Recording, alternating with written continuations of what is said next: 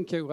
I'm aware at this point that I'm standing in the way of you renewing your own personal energy, so I'll be brief. But let me try and maybe, in a system sense, take the conversation a level down towards the individual company and the individual human being, and spend about 10 minutes describing what I think is the essence of the problem from a strategy perspective, and 3 or 4 things that we are working on because we think they are gaps in the current panoply of initiatives. We might be right, might be wrong. I'd love to hear what you think.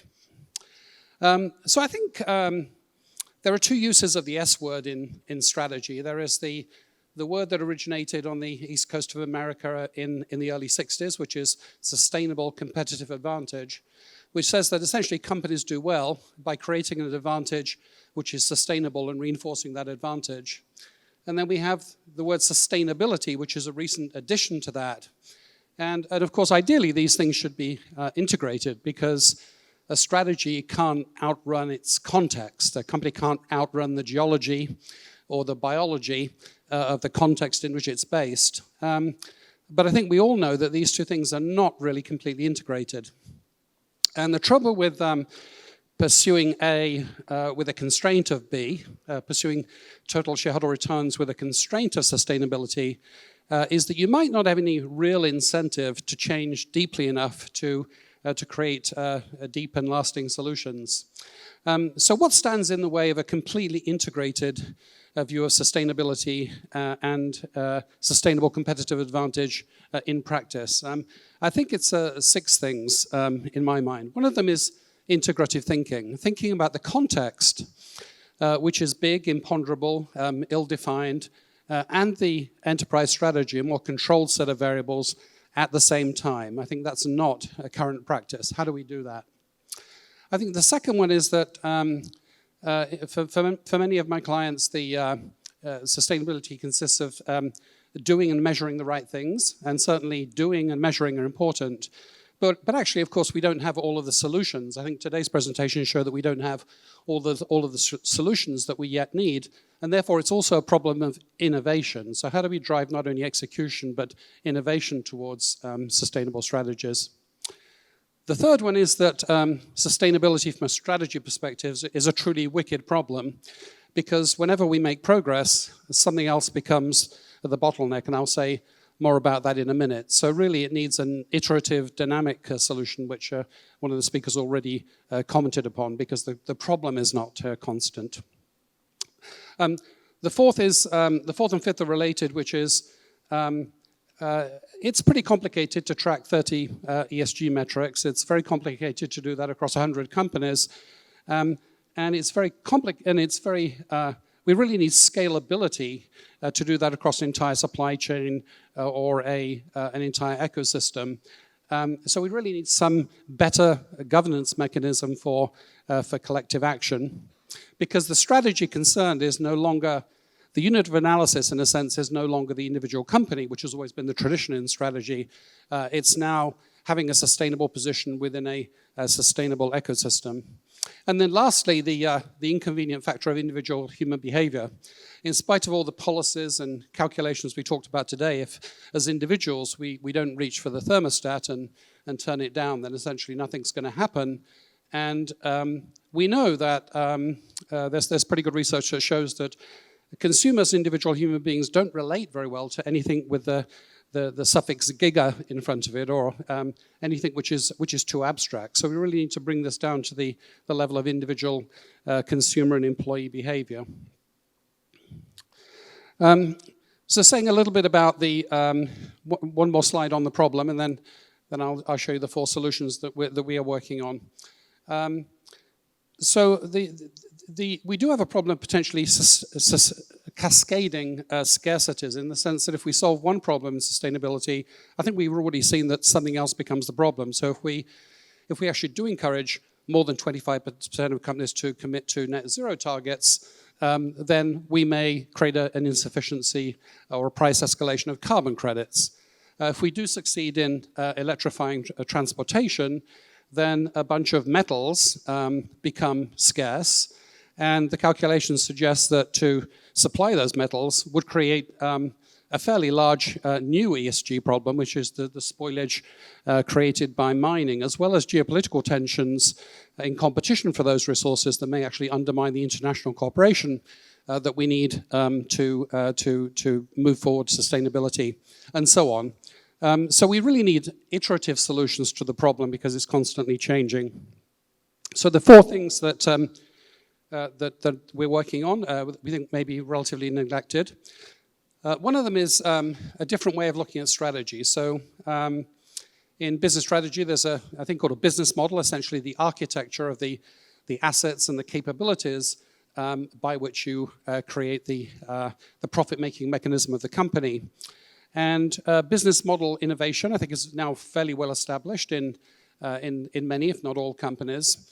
And so we are pursuing an approach that we call sustainable business model innovation, which is a methodology which considers the context and the strategy, the company strategy, at the same time.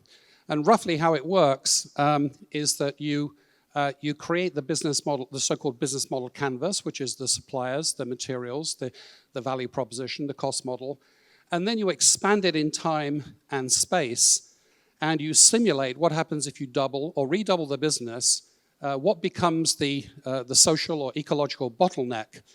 You anticipate what the bottleneck may be. The bottleneck may be supply of, for instance, nickel or something like this. And then you basically preemptively innovate you change the configuration of the business model in order to anticipate that bottleneck. And because the number of permutations of elements is so large, we're creating some standard archetypes to do that. So we know that, for instance, circular models are one archetype of how to do that. And there are others, for instance, obtaining an ethical premium from consumers for the privilege of them expressing their ethical intentions by buying an ecologically sound product. We then work out the bottlenecks to make that not only solve the physical bottleneck, but also to be economically attractive. And that may involve lobbying for regulation, or creating an industry consortium, or putting in space new capacity for a limiting element. And then you pilot and you scale and you iterate. That's the essence of the methodology. And the idea is to create something which is holistic. It includes the context, dynamic, it's iterative, and also it includes an element not just of operation, but of measurement, but also of innovation. So that's idea number one. Idea number two, I'll touch on only briefly, because I think Peter and others covered this very well. But the biggest change in the business strategy field, from my perspective, is the emergence of ecosystems. 10 years ago, none of the world's largest companies were digital ecosystems. And today, depending on the day, about 6 of the world's 10 largest companies are digital ecosystems. And that's an enormous change. And digital ecosystems have some very interesting properties with respect to sustainability. They are able to coordinate the activities of many enterprises. They're able to do so at a very rapid clock speed, to do so dynamically. They're able to do so in a very information-rich way. They can capture information on the activities of the ecosystem participants, and they're able to do so with respect not only to execution and transaction, but also with respect to innovation. There are innovation ecosystems.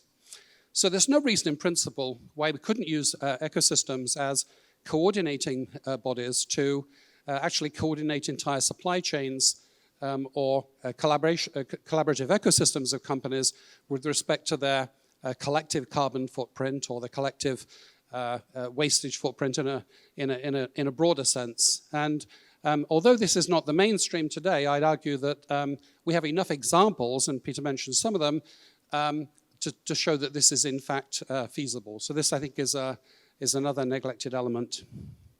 And then my last slide is on the human element. And there are really 2 things there. One of them is not on the slide, which is, so how do we, for all of these sort of strategic and economic machinations, how do we enlist the imagination of humans? Well, in biology, there's something called Fisher's Reproductive Index, which essentially is the future contribution to a species of an individual as a function of their age in terms of where they are in their reproduction life cycle. And you can think of it as the stake in the future. And if we look at the leadership of the world's largest companies, we can see that it's fairly elderly, and it appears to be getting more elderly.